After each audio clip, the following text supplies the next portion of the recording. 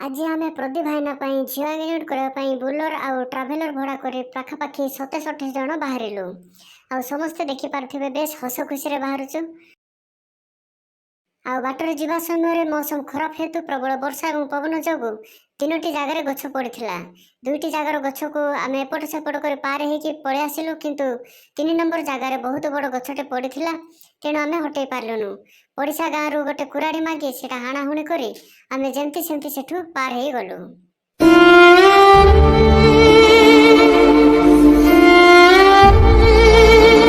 ये आमर से प्रदीप भाईना जहाँ आम एंगेजमेंट करने बाहरी भाईना भी बहुत खुशी जना पड़ती जेहेतु आज एंगेजमेंट अच्छी। मौसम तो ऐसा लग रहा है दिल गार्डन गार्डन हो रहा है।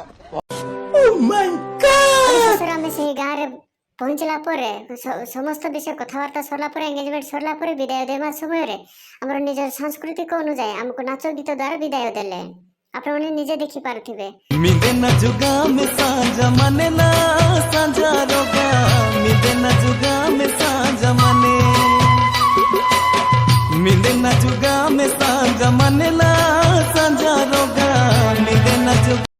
सुनना भाउज